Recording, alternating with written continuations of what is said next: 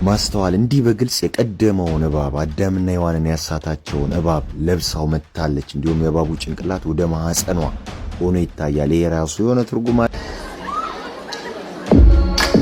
ማስተዋል ወንደሰን ቢፎር ተቀሰቀሰብኝ መጣብኝ አበሌ ሰርቆ ማየት ትቶ ነበር አይኔ እብዲቱ ሞሪቱን እኔ አልነበርኩም ወይ።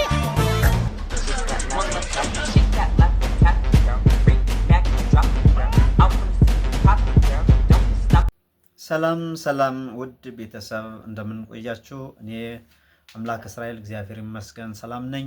ሰላም እግዚአብሔር ከእናንተ ጋር ይሁን። በዛሬው መረጃ ወቅታዊና ሰበር መረጃዎችን ይዤ ወደ እናንተ መጥቻለሁ። እስከ መጨረሻ ተከታተሉ። ይህንን ቻናል ሰብስክራይብ፣ ቪዲዮውን ላይክ፣ ሼር እንድታደርጉ አሳስባችኋለሁ። እንግዲህ ሰሞኑን በቲክታክ ክሬቲቭ አዋርዱ ላይ የታዩ ብዙ ክስተቶች አሉ። ከዛ ጋር ተያይዞ የኢትዮጵያ እግር ኳስ ፌዴሬሽን ምክትል ፕሬዝዳንት ማስተዋል ያሳየችው የተናገረችው ነገር አለ፣ ያሳየችው ትርኢት አለ ማለት ነው። ከዛ ጋር ተያይዞ ማስተዋል ማናት? የማስተዋልን ምንነት የሚገልጹ የተለያዩ መረጃዎችን ይዤ መጥቻለሁ። የእሷን እውነተኛ ታሪክ እውነተኛ ማንነትን የሚገልጹ የተለያዩ መረጃዎችን ወደ እናንተ ይዤ መጥቻለሁ። የእሷ አሳፋሪ ነገር ምንድን ነው? የማስተዋል ጉድ ምንድን ነው? የሚሉትና ከእሷ ጋር የተያያዙ የተለያዩ መረጃዎችን ወደ እናንተ አደርሳለሁ። እስከ መጨረሻ ተከታተሉ። ወደ መረጃዎቹ ወስዳችኋለሁ። ማስተዋል እንዲህ በግልጽ የቀደመውን እባብ አዳምና ሔዋንን ያሳታቸውን እባብ ለብሳው መጥታለች። እንዲሁም የእባቡ ጭንቅላት ወደ ማህፀኗ ሆኖ ይታያል። ይሄ ራሱ የሆነ ትርጉም አለው። ከዚህ በፊት ሜጋን ትስታ ላይና ዱዋ ሊፓ የሰሩት ስዊት ፓይ የተሰኘ ሚውዚክ ቪዲዮ ክሊፕ ማብቂያ ላይ እንደምታዩት የእባቡ ታንግ ወይንም ምላሱ ከማህፀኗ ጋር ትይዩ ሆኖ ያው ፍትወት ይፈጽማሉ፣ ግንኙነት ይፈጽማሉ ማለት ነው። ይሄንን የለበሰችው ማስተዋል። ስለዚህ የእባቡ ጭንቅላት ማህፀናቸው ላይ መሆኑ የዝሙት መንፈስን ሪፕሬዘንት የሚያደርገው የሆነ ፓሪስ ጃክሰንም ለብሶት ይታያል። የማይክል ጃክሰን ልጅ ማለት ነው። ሌሎችም ሴሌብሪቲዎች እነ ሪያና እነ ጄኒፈር ሎፔዝ ደግሞ የእባቡን ስኪን ለብሶት ይወጣሉ። እባብ ስለሆኑ የእባቡን ቆዳ አድርገው በእባቡ ቆዳ ተሸፍነው ይወጣሉ ማለት ነውና ከዚህ በፊት እኛ ሬማን ስንቋወም ሬማን ስናስቀር እሷ ሬማን ደግፋ ከዛ ጋር በተያዘ ብዙ ነገር ብለን ስርዓት አስይዘናት ነበር። ነገር ግን አሁን ደግሞ በዚህ መልኩ እባቡን ሆና መጣለች ማለት ነው። ኦሪት ዘፍጥረት ምዕራፍ 3 ላይ ያለውን የቀደመውን እባብ አዳምና ሔዋንን ያሳተውን እባብ ደግፋው መጣለች። ምክንያቱም እሷ ውስጥ ያለው መንፈስ የእባብ ስለሆነ ማለት ነው። ሙሉ ቪዲዮ ደይሰበል ላይ ያለ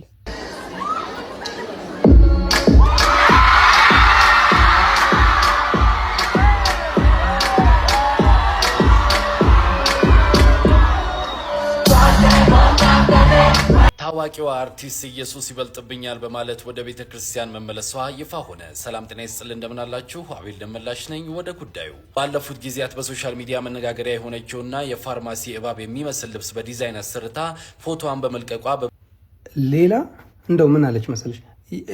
ጌታን ተቀበሉ፣ ስኬት እንዲኖራችሁ፣ በህይወታችሁ ስኬታማ እንድትሆኑ ጌታን ተቀበሉ አለች። ያንቺን ጌታ ለመቀበል አዶና ያንቺን ጌታ አልተቀበለም አለው የራሱ ጌታ። ስኬታማ ሆነ እኮ በቃ 4 አዋርድ መኪና ምናምን። ምን አይነት ስኬት ነው ትፈልጊው ከዚህ በላይ? በቃ ይህ ልጅ ስኬታማ ሆኗል ያንቺን ጌታ ሳይቀበል። እሺ ቤተሰብ እንደተከታተላችሁ ተስፋ አደርጋለሁ። እንግዲህ ማስተዋል ኢየሱስን ተቀበሉ ብላለች። ግን የመጣችው ለዚህ አልነበረም፣ ለዚህ ዓላማ አልነበረም። የመጣችው በቲክታክ ክሬቲቭ አዋርድ ላይ ሽልማትን ለመስጠት ነበር።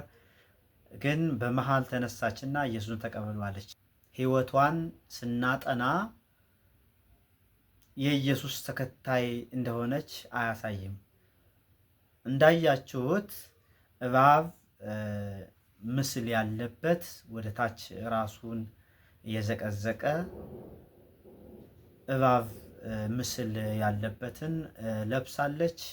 ያ ደግሞ የ666 ወይንም ደግሞ የአጋንንት ተከታዮችን የሚያሳይ የሚያረጋግጥ ነው ማለት ነው። ስለዚህ እቺ ሴት ማን ናት? እናንተ እንግዲህ በደንብ መረጃዋን ማየት ትችላላችሁ፣ ማጥናት ትችላላችሁ። ወደ ኋላ ተመልሳችሁ ማየት እና መመርመር ትችላላችሁ። እና ይህ አለባበስ የ666 ወይንም ደግሞ የአጋንንት ተከታዮች አለባበስ ነው። በመሃል ተነስታ ኢየሱስ ተቀበሉ አለች። እንደዛ ስትል ለማን ነው የምትናገረው? ለኦርቶዶክሳውያን ነው። ኦርቶዶክሳውያን በ40 እና በ80 ቀን ኢየሱስን የተቀበሉ ኢየሱስን የሚያምኑ በስሙ የሚያምኑ ናቸው። ለማን ነው የምትናገረው? ይህ መረጃስ ይህ መልእክት ለማን እንዲተላለፍ ነው የተፈለገው? በጣም በሚያሳዝን ሁኔታ አሳፋሪ ነገር ነው የተናገረችው። ማንነቷ ግን ይሄንን ይመስላል። ምንነቷ ይሄንን ይመስላል። እናንተ ደግሞ የበለጠ ማጥናትና ወደ ኋላ ተመልሳችሁ ማስተዋል ማለት ማናት የሚለውን ማጥናት ትችላላችሁ።